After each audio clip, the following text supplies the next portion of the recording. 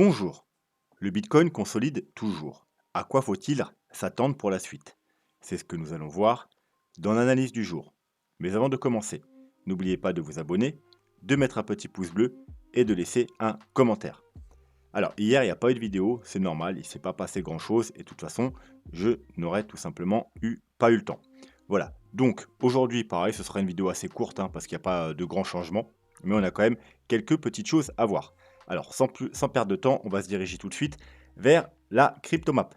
Comme vous pouvez voir, le Bitcoin, cet après-midi, il a rechuté, il a entraîné tous les altcoins avec lui, même si depuis, il y a un petit rebond. Et donc, on peut voir des chutes, grosso modo, de 2 à 10%, avec, alors, on va pas parler de l'UST et de Luna, mais on a GMT qui nous fait à moins 32%. D'ailleurs, en parlant de GMT et de Steppen, perso, je pense que je vais bientôt sortir de Steppen, tout simplement parce que il y a des chances que d'ici les jours ou les semaines qui viennent, ça s'écroule énormément. Donc je préfère sortir maintenant que j'ai des gros gains et que les chaussures valent encore quelque chose. Alors c'est pas un conseil parce que selon ce qu'ils vont faire, ça peut bien entendu remonter, surtout si par exemple ils séparaient les, l'énergie entre blockchain Solana et comment dire? Et Binance. Tout simplement parce qu'en ce moment, vous savez qu'il vous suffit d'avoir une seule chaussure sur Binance et vous pouvez bénéficier de l'énergie de toutes vos chaussures sur, de Solana. Du coup, ça pompe, le GST. Mais, s'ils séparaient bien ça en 2 ou si également ils faisaient un bridge pour relier les 2, ça pourrait limiter la chute du GST ou même qui remonte, du moins le GST, je parle sur Solana parce que le GST sur, Binance est, beaucoup plus haut, il est entre les 15 et 20 $. Mais voilà, donc moi, je prends pas trop de risques.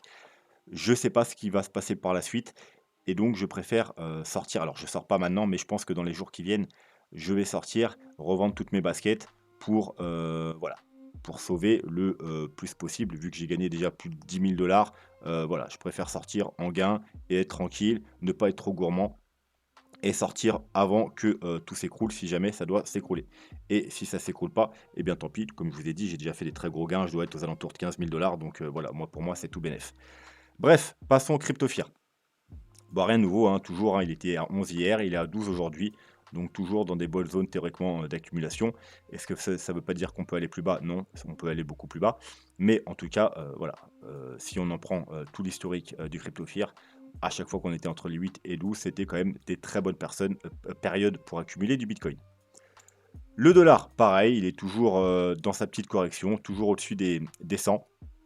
Donc rien de nouveau sur le dollar, vous savez ce que moi j'attends, c'est, un rebond et ensuite faire un plus bas que le plus haut précédent pour avoir pour retourner la tendance, parce que là on est en tendance haussière, parce qu'on a des plus hauts plus en plus hauts et des bas de plus en plus bas. Maintenant, je veux qu'il installe une tendance baissière pour avoir une correction plus durable, plus longue et espérer au moins à moyen terme un gros rebond sur les marchés traditionnels et sur les cryptos. Sinon, on peut regarder aussi au niveau des indicateurs. Alors on peut voir qu'en daily, alors, on va juste prendre le stock RSI et le MACD, c'est baissier depuis à peu près le top, mais le daily, ça nous intéresse pas trop. Ce qui nous intéresse, c'est à minima le 3 jours et le 3 jours, on est baissier sur le stock RSI et là, on a le signal sur le MACD. Alors, c'est pas clôturé encore, mais alors ça clôturera le, 30. Attendez, 25, 30. OK, le 30, ah oui, c'est pas vrai, c'est que les week-ends qui sont fermés. Donc ça clôturera, probablement le 30. Et donc si on clôture comme ça, ce sera un premier signal intéressant. Maintenant, ce qui nous intéressera encore plus, c'est le weekly, voilà, mais encore plus le mensuel. Pourquoi le mensuel? Tout simplement parce qu'on va regarder les 2 dernières fois où les indicateurs sont passés bearish en mensuel. Donc pour que le stock RSI passe vraiment bearish, il faut qu'on aille en zone de surachat et un croisement baissier et qu'on repasse en dessous de la zone de survente. Voilà, comme ici. Et ensuite, on a eu toute cette tendance baissière qui nous a mené ici. On a eu la confirmation du MACD ici. Et ensuite, on a eu cette période baissière. Pareil sur le dernier top. Ici, on a eu la confirmation baissière sur le stock RSI. Et on l'a eu, alors là, on a eu un pré-signal ici et on a eu la vraie confirmation ici. Voilà. Donc, ce qu'on aimerait bien voir, alors bien entendu, le temps que ça arrive, ça aura déjà baissé un certain temps, mais ce sera une ultime confirmation. Et techniquement, il y a de fortes chances qu'ensuite on ait un mouvement comme ça. Ça veut dire une chute pendant plusieurs mois, voire plusieurs années. sur le dollar. Donc là, on a croisé, c'est bien, mais tant qu'on est au-dessus de la zone de surachat, eh bien, c'est pas gagné. Donc, il faut qu'on passe comme ici en dessous de la zone de surachat. Et bien sûr qu'on ait un croisement bearish sur le MACD. Alors, c'est loin d'être fait parce qu'on est en mensuel. Bien évidemment, avant, on continuera à surveiller le 3 jours et le weekly pour avoir les pré-signaux. Le SP500, comme on a vu la dernière fois, il est parti rechercher parfaitement la zone théorique où on pourra attendre un bas de vague 4 avec un très léger fake out, donc c'est encore mieux. On a rebondi, depuis on a rechuté un peu. Alors on a rechuté, on n'a pas rechuté au hasard, hein. Hop, on va se mettre un petit Fibo.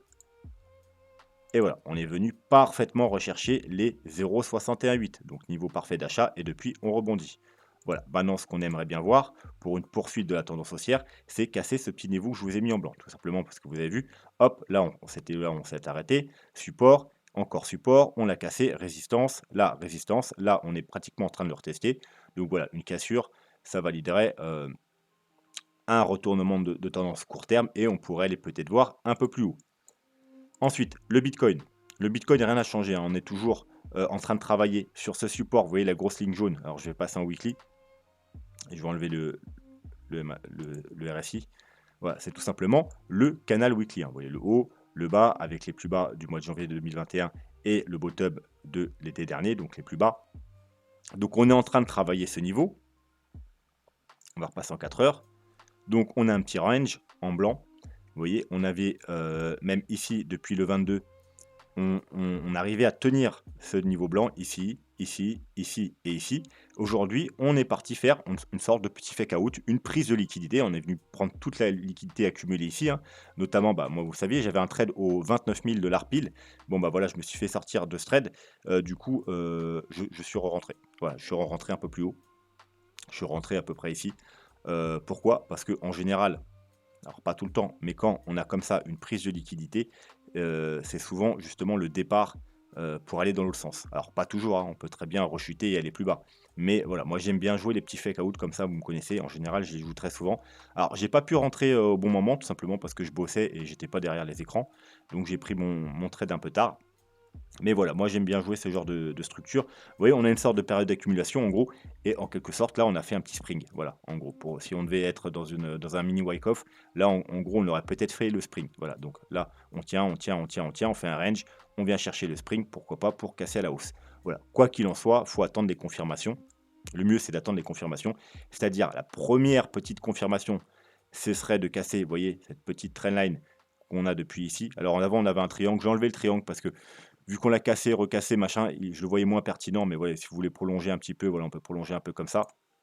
Bref, il faudrait casser ici, mais la vraie confirmation se fera bien entendu quand on cassera le haut du range, donc les 31 500 $.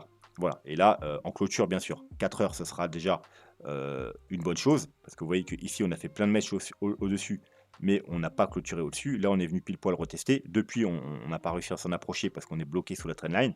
Donc déjà, en 4 heures, ce serait pas mal, mais le mieux, bien évidemment, ce serait d'avoir une clôture daily au-dessus de ce niveau pour valider ce petit, justement, W daily. Voilà, hop, un W daily. Voilà, donc pas grand-chose de nouveau, on est toujours dans le range, donc on va pas s'attarder sur le court terme. Ensuite, donc, ok, alors, comme à chaque fois, il m'a effacé mon petit graphique, donc je vais le remettre très rapidement. Hop.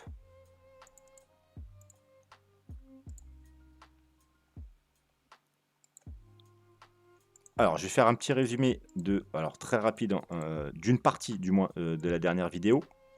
D'ailleurs, n'hésitez pas à aller voir les dernières vidéos, hein, très intéressantes. Celle-là, celle-ci et celle-ci, hein, 3 vidéos très intéressantes, donc n'hésitez pas à aller les voir si ce n'est pas déjà fait. Bref, je vais faire un petit résumé d'une partie de la dernière vidéo. C'est-à-dire, alors, pour le bottom, on a plusieurs solutions. Donc, on a la solution par rapport au Fibonacci et au graphique lui-même. Donc, au Fibonacci, tout simplement, on a les rectangles verts. C'est à chaque fois les retracements 0,236, 0,382. Du coup, ça nous donne un rectangle de Fibonacci en logarithmique, je précise. Donc, c'est quoi en logarithmique? C'est tout simplement, vous avez, alors je vais vous montrer un exemple, hop, vous avez, hop, vous prenez un bas et jusqu'au sommet, et ensuite, vous cliquez là, et vous descendez, et vous cliquez, voilà, ici, niveau basé sur les Fibonacci. et ça vous donne, vous voyez, le Fibo 0,236, 0,382. On met un petit rectangle et c'est pareil. J'ai fait la même chose pour chaque bottom. Et vous voyez qu'à chaque fois, les bottoms, ils sont dans ce rectangle. Alors, soit au milieu, soit on vient chercher carrément le bas, les 0,382, comme ici et ici. Mais globalement, les bottoms se font dans ce rectangle. Ça tombe bien, on est déjà dans le rectangle. Voilà. Donc, bien entendu, on pourrait aller plus bas. On pourrait aller au bas du rectangle, vers les 21 000, 22 000 $. Mais voilà, si on devait faire comme le passé, par rapport au Fibonacci, on ne devrait pas aller plus bas que les 21 000 $. Ensuite, il y a bien entendu le bas du canal. Vous voyez qu'on a un canal long terme. Donc pareil, en général, on ne va pas sous le canal. Ici, on a été pile dessus. Ici, on a été pile dessus. Ici, on s'est arrêté sur l'intermédiaire. C'est la petite trendline rose. Ici, vous voyez, on s'est arrêté sur l'intermédiaire. Ici, on s'est arrêté par 2 fois sur l'intermédiaire. Donc l'intermédiaire, on est en train de le travailler. Voilà, si on le casse, il y a des chances qu'on aille rejoindre du coup le bas du canal qui se cumule parfaitement au Fibo 0,382, donc aux 21 000 $. Si par contre on se base par rapport au pourcentage de retracement qu'on a eu à chaque bear market, vous voyez qu'ici on a eu 94, 87, 84, donc à chaque fois ça diminue légèrement. Donc théoriquement, si on suit ce pattern, on devrait avoir un bear market de 79-80%. Et là, du coup, ça nous mènerait plus bas. Ça nous mènerait aux alentours des 14-15 000 $. Donc, ça veut dire qu'on casserait cette structure-là. C'est-à-dire on casserait le fait qu'on clôture dans ces rectangles et on casserait également le canal. Voilà, pourquoi pas. Tout dépend si on respecte les Fibonacci et le graphique ou les pourcentages. Voilà. Donc 14-15 000 $, qui est également, si vous mettez en mensuel, un niveau très important. Tout simplement parce que regardez, hop, c'est la clôture qu'on a eue au dernier bull run. Vous voyez, la mèche, elle était à 20 000, mais la bougie était aux 14 000. Et également, regardez, c'est le niveau qu'on est venu parfaitement rechercher ici. Donc, c'est un niveau extrêmement important de support. Donc, vous voyez, grosso modo, les 14 000 $.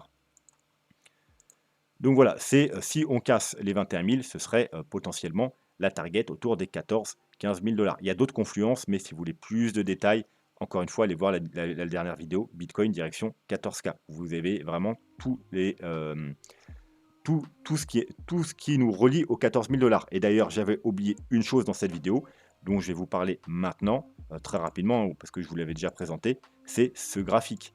Voilà, ce graphique. Rappelez-vous, en 2018, on avait un triangle. Donc la target du triangle, c'est la flèche orange, et ça nous menait parfaitement au bottom. Vous voyez, la target a été parfaitement respectée. Donc là, on n'a pas un triangle, on a un canal. Et la target de ce canal qu'on a déjà cassé, hein, vous voyez, donc théoriquement, si on respecte la target, eh bien, on prend le haut du canal, on reporte ici, exactement comme j'ai fait ici, et la target, une fois de plus, elle est aux 14 600 $. Encore une fois, dans la zone des 14 000, 15 000 $. Voilà, donc c'est encore une confluence de plus qui vise cette cible. Alors, est-ce qu'on va l'atteindre? J'en sais rien.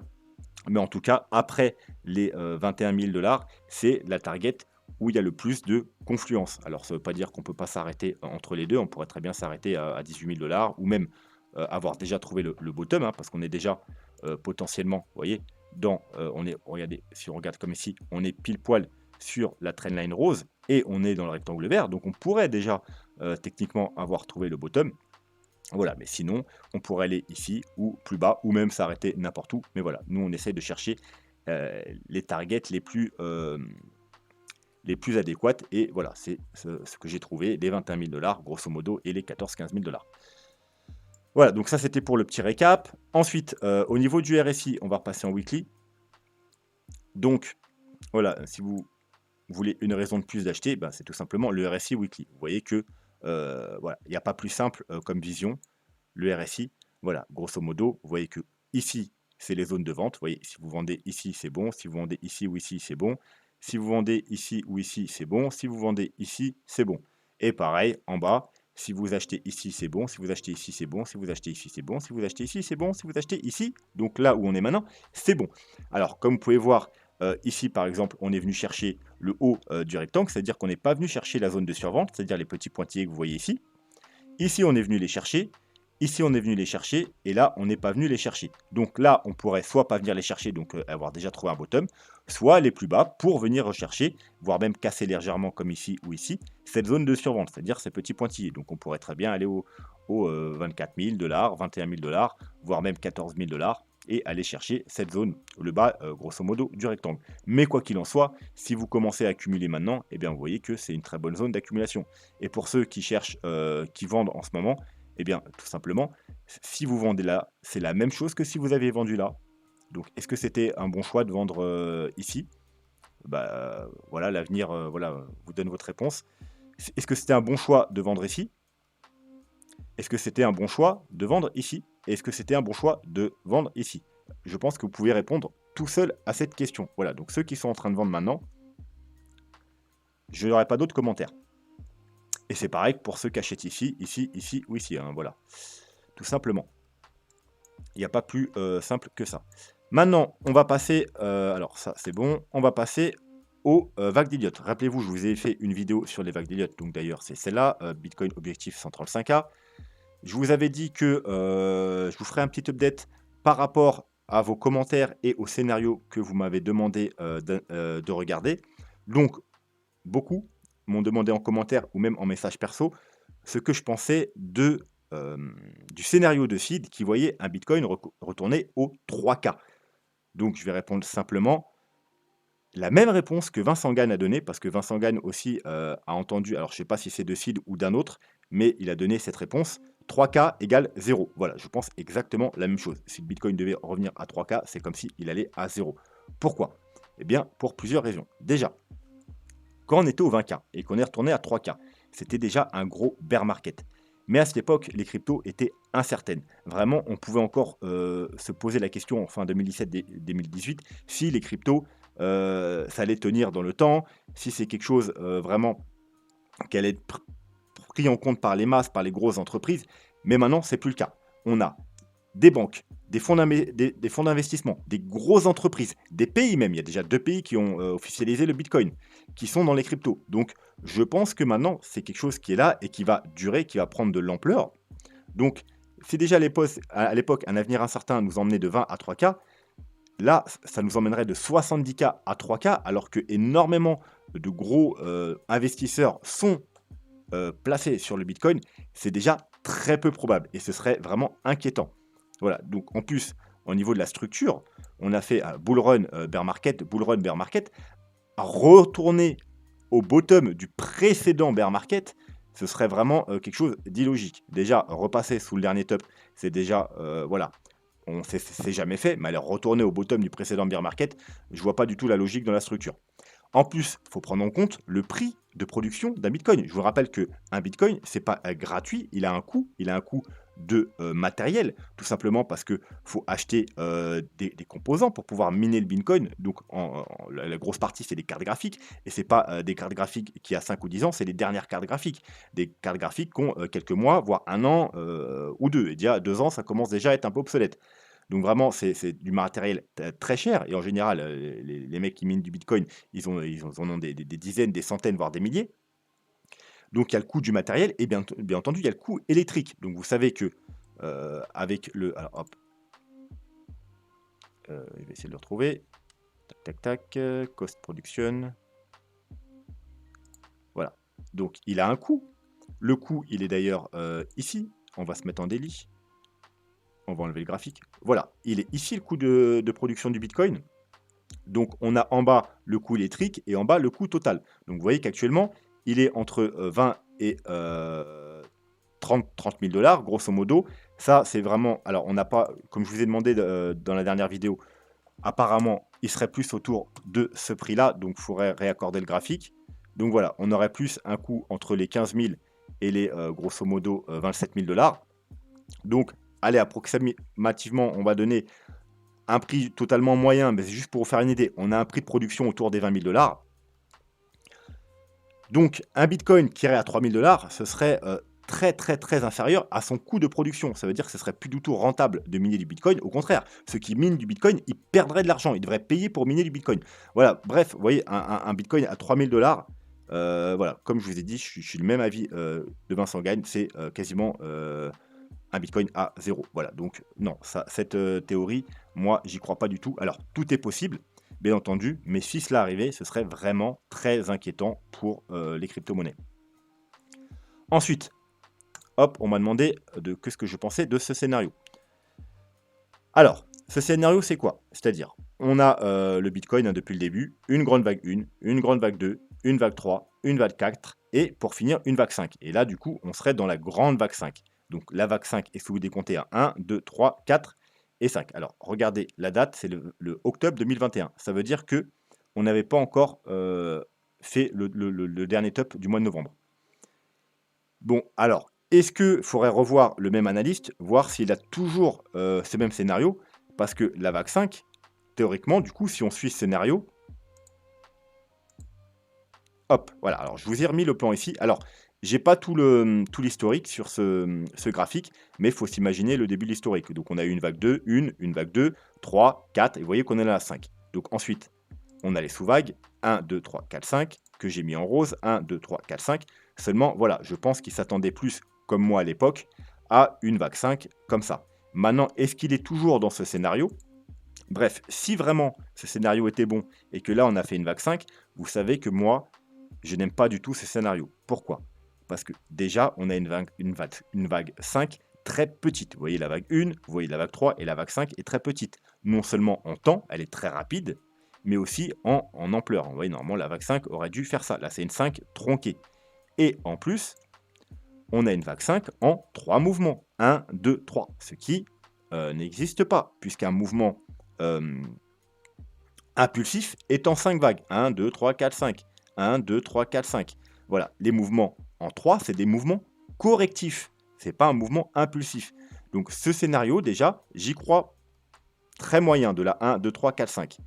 Donc si on devait être vraiment dans ce scénario, il y a plus de chances, hop, qu'on soit quelque chose comme ça. Voilà, et qu'on n'ait pas encore fait la vague 5. D'ailleurs, on m'a posé la question également, est-ce que le scénario de cette vague 4-là était annulé? Non, bien sûr, il n'est pas annulé. C'était, je privilégiais moins qu'avant. Vous savez qu'avant, c'était mon scénario principal. Parce que, pour moi, ici, c'est pas un top de marché. C'est tout simplement, là, on est dans un mouvement correctif. Et je vous ai montré à maintes et maintes reprises tout ce qui vraiment disait qui allait dans ce sens. On va pas revenir dessus aujourd'hui. Mais ici, on est clairement dans une flat A, B. Alors, est-ce que la flat s'est terminée là ou est-ce qu'elle s'est pas encore terminée? Ça, c'est quelque chose à discuter. Mais en tout cas, on est bien dans une flat. On a 1, 2, 3 mouvements baissiers, 1, 2, 3 mouvements baissiers. Et là, on attend 5 mouvements baissiers pour terminer la flat. Donc, soit on l'a fait là en petit, 1, 2, 3, 4, 5, ou soit 1, 2, 3, et on aura peut-être une 4 et une 5. Mais quoi qu'il en soit, on est dans une flat. On est revenu chercher parfaitement les objectifs, c'est-à-dire les 1,13 en exponentiation, en retracement Fibonacci. Donc, parfait pour une flat. On a également, ouais, il suffit de regarder le RSI, ou peu importe, il y a énormément d'indicateurs, hein. Vous voyez bien que, regardez, 1, 2, 3, vous voyez bien que c'est un mouvement correctif. Ça, c'est clairement un mouvement correctif, vous voyez. 1, 2, 3, ça apparaît également sur le RSI. Vous voyez à quel point ça diverge. C'est clairement une correction, ça. 1, 2 et 3. Alors, quand je dis que la flat est finie ici, c'est-à-dire que du coup, la correction en elle-même serait une correction plus complexe. C'est tout simplement, on serait dans une WXY. Que je vous rappelle, une WXY, c'est une correction comme une ABC en 3. Sauf qu'il est en 3, 5, en 5, 3, 5, en 5, 3, 5, oui, comme une ABC, on est en 3, 3, 3. Donc tout simplement, en 3, alors excusez-moi, en plus je me suis planté. Hop, donc on aurait déjà fait le W, donc en flat. Donc 1, 2, 3 en flat. Ensuite, là, on aurait fait la X, également en 3 mouvements, A, B, C. Et il nous resterait donc eh bien, la Y. Et il nous faudrait également 3 mouvements. Parce que c'est 3, 3, excusez-moi, 3, 3 et 3. Donc là, on aurait fait potentiellement, ou peut-être pas encore, une A, on aurait une B et une C pour finir la Y. Voilà. Et si on est dans la flat, grosso modo, c'est pareil, on a fait 3 mouvements, et pour finir une flat, il nous faut 5 mouvements. Donc là, on a fait 1, 2, 3. Donc, soit on l'a fini ou pas, ensuite il nous faudra une 4 et une 5. Mais quoi qu'il en soit, c'est sûr que le top était là. Enfin, c'est sûr, il n'y a rien qui est sûr, mais les probabilités pour que le top soit là sont vraiment, vraiment, vraiment très peu probables.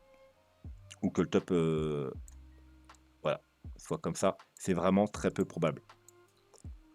Par contre, le scénario plus global, c'est-à-dire 1, 2, 3, 4, 5, donc les lignes blanches, peu importe qu'on finisse là ou plus tard la 5, c'est possible. Mais alors là, attention, attention les amis, parce que vous savez que moi, mon scénario, pour moi, on a fini la 5 ici, et là, on a eu la grosse correction. Alors, je sais pas si je peux vous le remontrer. Euh,